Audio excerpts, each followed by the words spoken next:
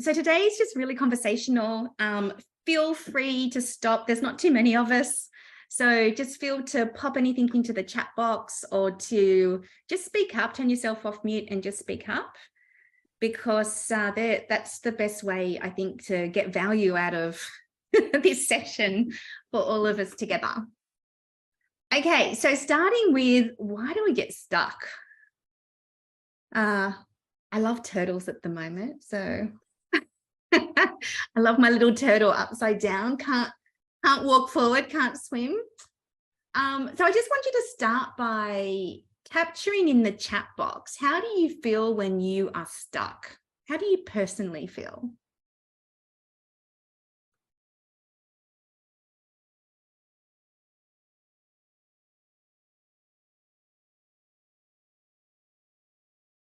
Oh, we've got tired, unproductive, trapped, frustrated, yeah.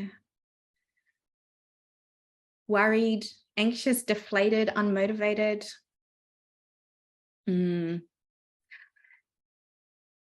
Lack of motivation, yeah. Yeah, it's like when you're stuck, it's like when, you just can't be bothered. It's all too hard. Now I want you to think about the opposite. How do you feel when you are thriving? So pop that also into the chat box.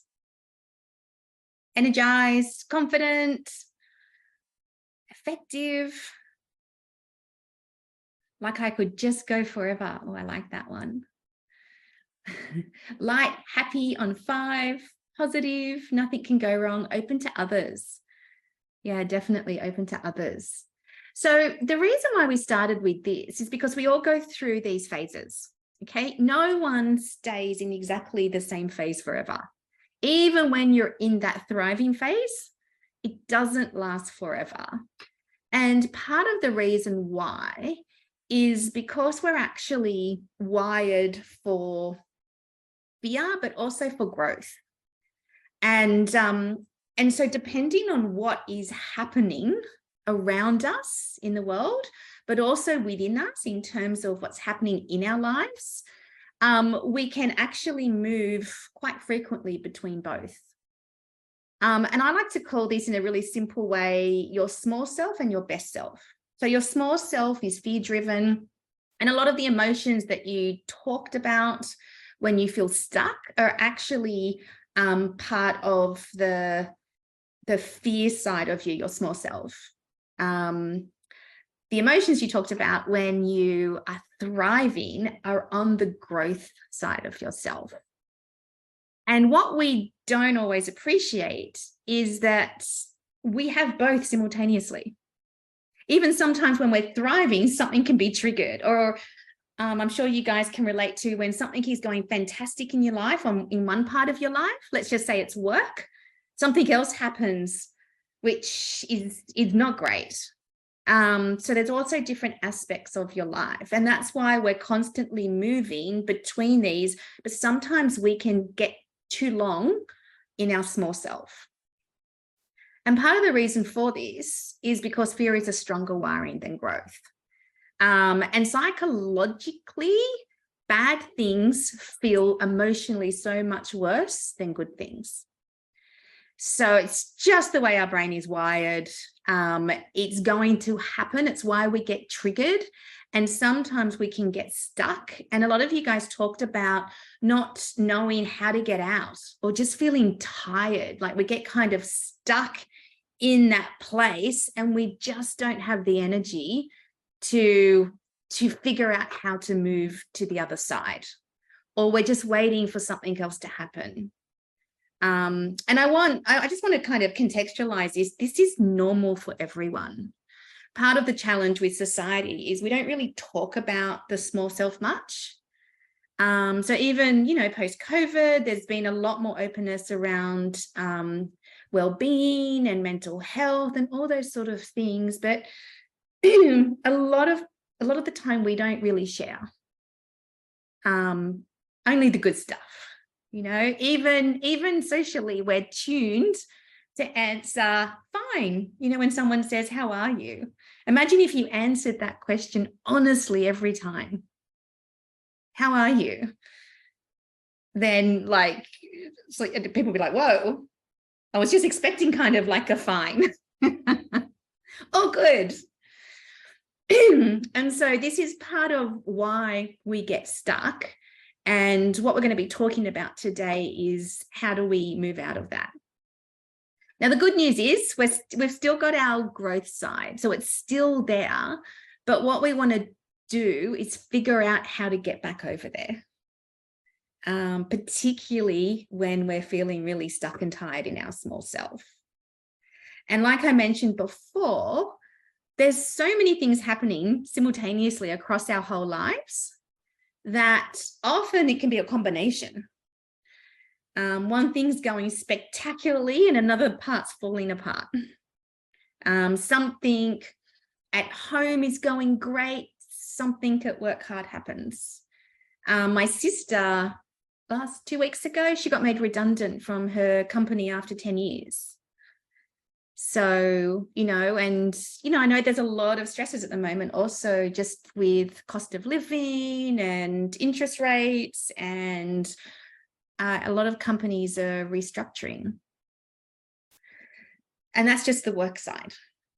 There's also, how are you doing? There's family, how are they all doing? And there's also other things you may be involved in. Could be community, it could be your church, it could be not-for-profit, whatever that looks like. I was talking to someone yesterday and she basically shared with me that her husband got made redundant 1.5 years ago and he still hasn't got a job. And so the really hard thing for her is she's trying to keep his spirits up and, and keep the family going. And, like it's really, really hard for her husband at the moment, but it's really hard for her as well. So there's so many interdependencies with this, which is why, it's so valuable and important just to recognize where you're at, because we're not good at doing that and being open about it. So I use this little model where we have our small self and our best self. And we all go up and down. So sometimes we're up in the pink, which is great. Growth is dominating. Sometimes we're down the bottom. And sometimes we're somewhere in the middle. And what I just want to really encourage you guys to do is to use this for yourself. So one of the things that really helps us to get unstuck is just recognizing where we are and going, that's okay. It's fine. So if you feel like you're able to, just share with me in the chat box which rung of the ladder you're on at the moment, if you feel comfortable.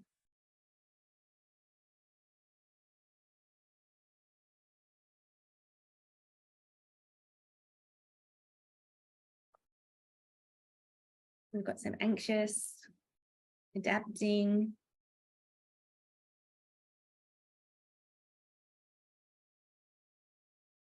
struggling, adapting, expanding, somewhere between coping and adapting, expanding. It's a mix. And it's so important just to be honest with ourselves, because it's only once we're honest, particularly when we're below the line, that we actually then go, okay, I'm not going to be pretending with myself. I'm going to be honest with myself. And now I can do something about it. So thank you, everyone, for just being honest. That's a really valuable thing. And everyone will be going up and down. If you do this with, say, your teams or other people, this is really helpful to find out where people are at. But it gives people language as well. And you'll usually find that there'll be 50% or so above and 50% below, particularly when people get used to being honest. First time, there's more aboves or more coping. Second, third time when you do it, you'll find that they'll be equal. If there's a lot of hard stuff happening externally, you know, like at the moment, then you might even find more than 50% below the line. Yeah, it changes by the day. It's true. Particularly I find if I'm in that coping space, some days I can have a really good day and some days I can have a hard day. So yeah, it depends on what's going on. Does anyone have any questions about this? Oh, can I just say it's more of a comment because I still do a bit of coaching and etc. With small business. But one of the things I find is that, you know what, the more you actually, I don't know how to say, I think probably the way to say it is, if you believe you're stuck, you're stuck.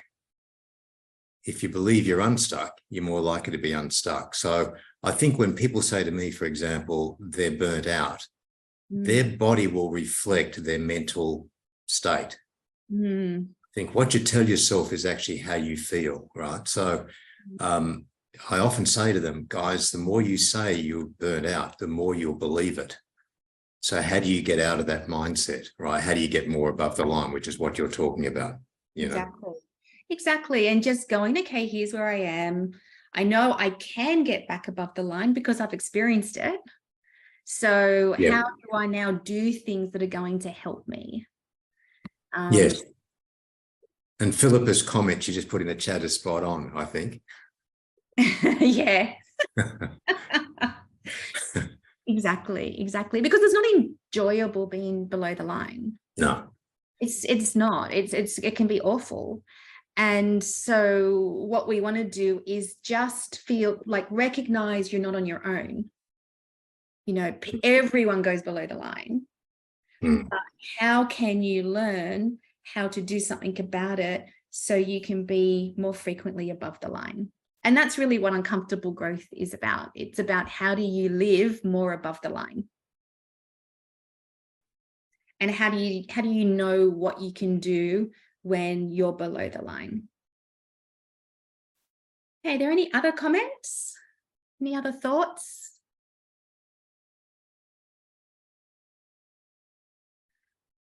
Okay. So the 4 questions. This is probably what you came for because that was the headline, right? Okay, not complicated.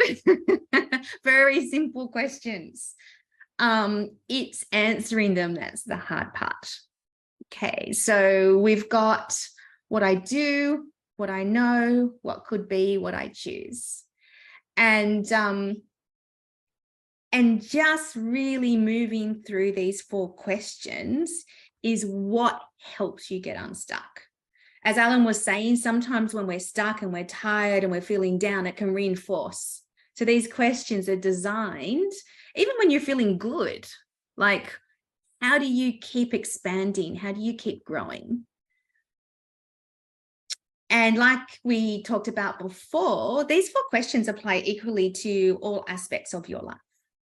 So, you know, you can either look at it holistically because we don't live our lives in compartments. So it's all happening regardless.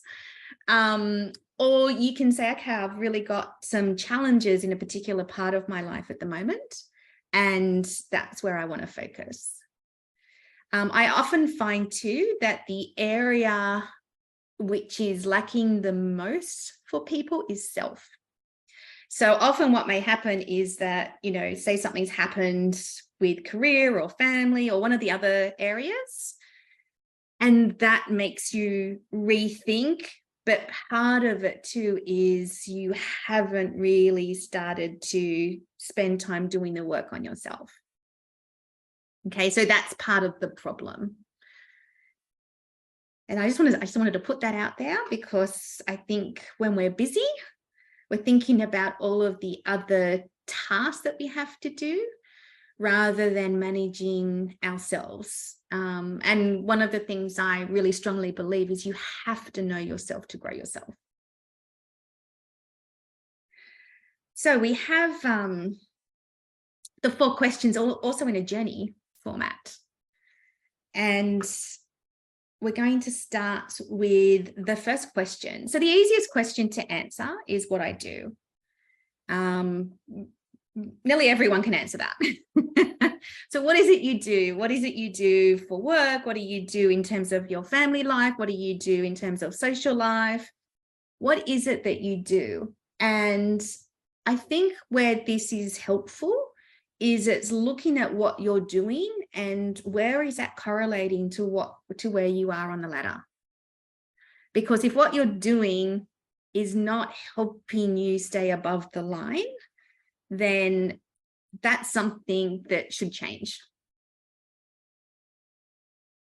So, you know, sometimes people like to do long lists, say, as, you know, similar to a journal. That's absolutely fine. I like to look at this through the lens of what do I do that is meaningful versus not meaningful. So I like to look at it through that lens as well, because I find if I'm doing stuff that is mostly meaningful, I'm fine to do all the other, like the stuff that you just have to do, because the balance is there. But if you end up doing a lot of stuff that's not meaningful throughout your, you know, your 24 hours most days, then that also looks at it through a lens which says, okay, there's probably a number of things that aren't working for you. There are any thoughts or comments on this one around what we do? The other part that I like to articulate through my made-up word, the squirm, definitely not a medical technical term, but very relatable. The squirm happens when we know something isn't right. The squirm is more likely to happen in your subconscious mind because that's where emotions live. So, and what often happens is we feel the squirm, something's not right, I'm not happy, but we use our conscious mind to tell ourselves to stop being stupid. So like say, get on with it, keep going, you know, what have you got to complain about? You know, like you're so much luckier than so many other people. And while that may be true, the more you ignore the squirm, because it's your truth, it's your inner truth. So if you ignore the squirm, it doesn't necessarily go away. It actually becomes louder because it's you trying to talk to you. It's just coming through your emotions. And I often find with the squirm that people get physical problems as well. So they might get like eczema flare up, or they might not sleep well. So there's often a physical element when you're in the squirm. I know for me that I won't sleep well. So that's how it manifests in me. I know other people who get upset stomach, who get indigestion, skin conditions, like there's a whole raft of ways it can show up. And you often know it's like it's there, but we try and distract ourselves. We try and like book a holiday or do something to distract. Whereas if the squirm is fundamental, it's something that you'll need to address because it's not just going to go away through distraction. Can people relate to that? Yeah, we're good at distraction, really good at it. Okay, so the next question is what I know. And this one can be so incredibly illuminating for individuals. And it's because we actually don't consciously know what we know. The whole field of psychology is based on recognize what you know. Okay, so one of the ways to do this is to just look back this is a really simple way to do it, on your life. You can choose kind of what increments you want to look at. This is mine. And you can plot what were the positive highlights and what have been the hard highlights.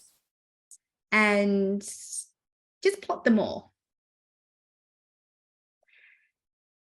You can go into great detail. You can keep just big picture kind of highlights. But the thing when you look at it in total is that you actually see how what you've experienced has translated now into what your beliefs are or what you know. And often we're not consciously aware of our beliefs because, again, they live in our subconscious. And these 3 questions really help you to understand how that's programmed your mindset, whether it's in a positive way, a helpful way, or whether it's in an unhelpful way. So just take that time, and this is an exercise you can do at home. You'll get a free copy, like a e-copy of my book. It also has detail around how to do this exercise in the book. But it's really important to figure out what's happened to you and what does it now mean? What is it really about? And I'm going to share this with you. Can you just hold on 1 second? I think there's a courier. 1 second.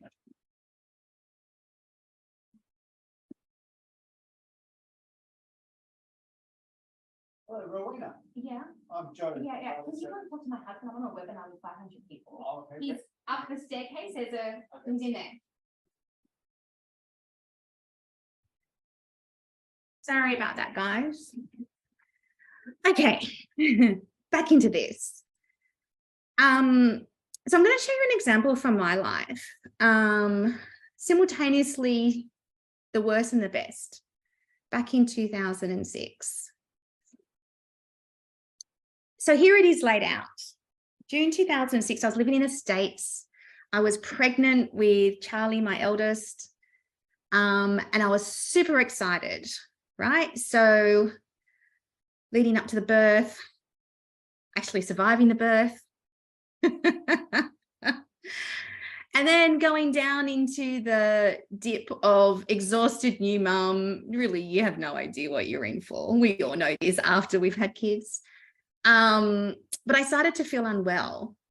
And there was a point where I just had these heart palpitations and I didn't know what they were. My obstetrician thought it was just to do with hormonal shifts postpartum, which made a lot of sense. But I ended up with this really high heart rate, and I ended up going to the ER, and I had a pulse of 160 sitting, like it was super high. And anyway, it ended up that I had a cancer in my chest that was actually rubbing against my heart, which was causing the elevated heart rate. And it was cancer. It was stage 3, almost stage 4. So, and this was when Charlie was only 6 weeks old.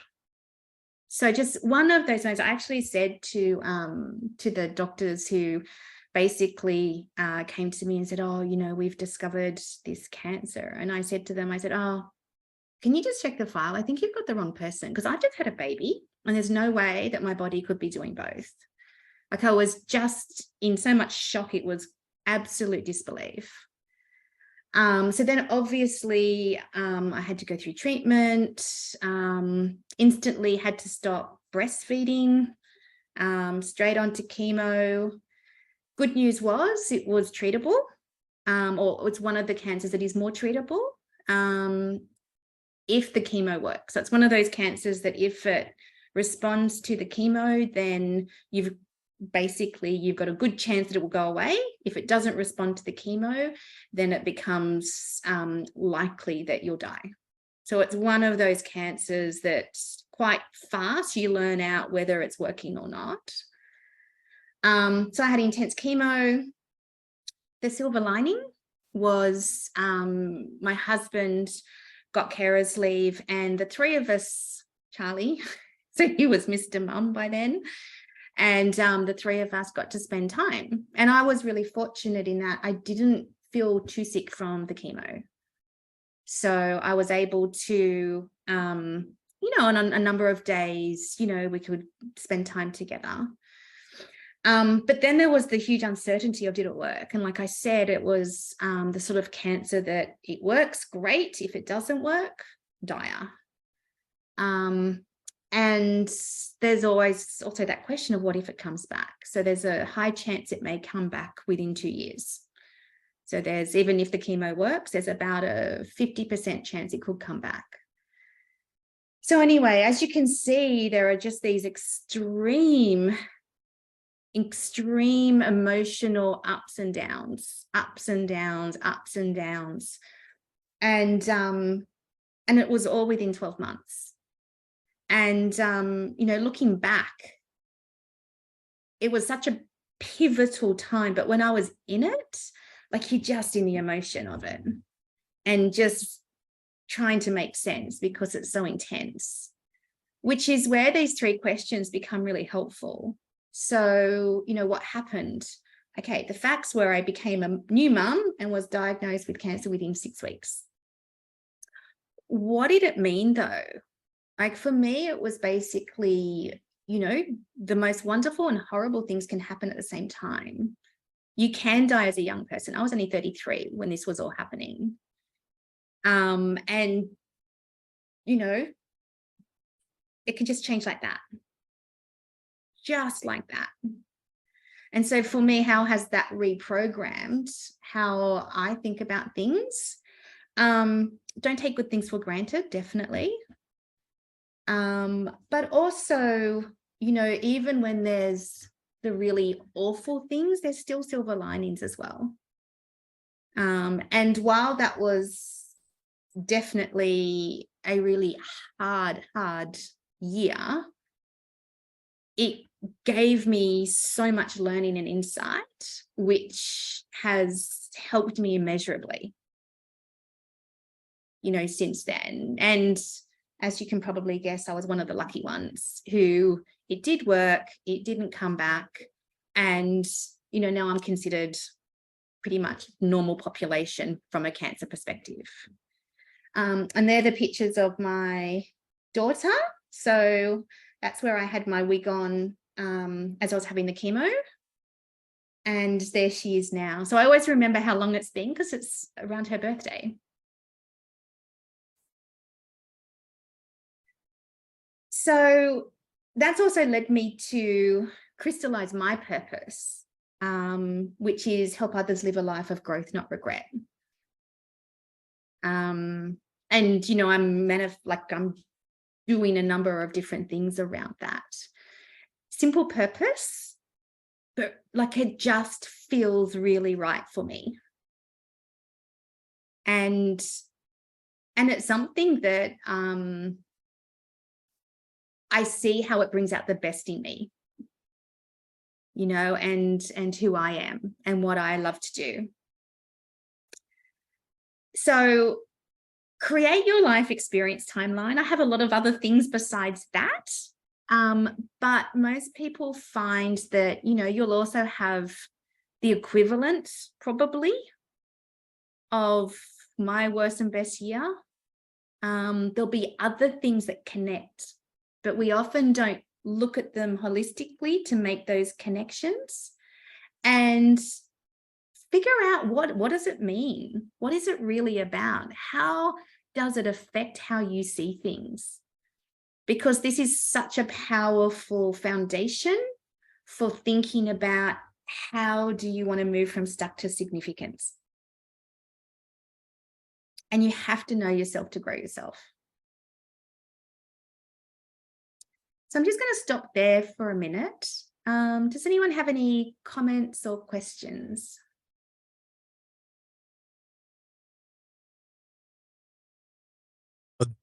Jump in because no one else is. So I think probably I've never done this, but I think probably just something that stands out for me, and you will be probably aware of part of this, is 2015. My eldest daughter got married, which was just a wonderful, a very exhilarating and positive thing. And then 4 months later, my beautiful wife was diagnosed with advanced liver cancer, And she passed away 4.5 months later at 43 years of age. So it's one of those, difficult to treat because it's an internal organ. And it's kind of like was, again, one of the best times and one of the worst times of my life, all in a few, 12 months maximum. So, yeah, it's interesting to sort of, when I think about it now in terms of what you're talking about, you kind of think about what's the impact. And I have kind of a view that, my life trajectory, I want it to be positive and growth. There's going to be ups and downs all the way through, but the longer term has got to be growing, right? Which is what you're doing pretty much, which is fantastic. So that's good. Thanks for letting me share. No, thanks, Alan. And thanks everyone for your comments. So Katie, you asked the question, how do you know when you know yourself? It's an ongoing question because you're always growing. So I think it's about, do you know yourself for now? Not as an absolute. And I find with me that I can kind of go, do I understand where I'm at and why? And I can be like, yep, I do. Or sometimes when I get the squirm, I think something else is going on and I need to figure out what that is. And that's also a new moment for me to know myself again. So I think it's more about checking in with yourself and, using whatever tools work for you. Some people journal, some people like to do meditation. Some people like to do tools and exercises like the one I've just given you. So there's lots of different tools. It's more of a case of finding out what works for you to know yourself. And sometimes it's also just having some space. A lot of people will tell me, I just need to have, a day to myself. And I just don't want to necessarily do anything, but I just need to have a day to myself. And I need to let things sift. And I need to just then let it percolate and come out. So it really depends on what works for you. Okay, so third question. The hard question, what could be? Okay, so because there could be so many different variations. Sorry, there's a question, what do the age brackets here mean? So back on the timeline, the age brackets were just my ages. So I basically divided my age, my life into these chunks. But you can choose, do you want to do 5-year chunks? Do you want to do 10-year? Probably depends on your age. And you can determine that yourself. So yeah, what could be? Now, the thing is, because of that fear wiring, we like certainty. And so we often, very frequently, look for the absolute path. What is the path that's going to tick every box? So think of it like going for a job. It's like there's the job that comes at you, some headhunter calls you, and here's the job description, here's how much it's paying, here's the company it's with, yada, yada, yada. And once it ticks all the boxes, you're like, great, yep, I'll take that job. The thing is, that's only reacting to one option. And what we should do more of is first activate possibilities to see what could emerge. People tell me all the time that they weren't looking for a job and they take a job because it came to them. That's not activating possibilities, that's reacting. And so a big part of shifting when you're stuck is to activate possibilities. And I like to think of it as popcorn. So, when you put the popcorn in the microwave and it starts off with a few kernels, and then it just goes pop, pop, pop, pop, pop, pop, pop, pop, pop, pop, and suddenly there's this massive bag of popcorn. The more possibilities you activate, the more will filter through to actual real opportunities and choices. And so be light with it. Be in that place of exploration. And we don't usually do exploration because we like certainty. When you give yourself permission to explore, you're in that really light, fun place where it's not a commitment.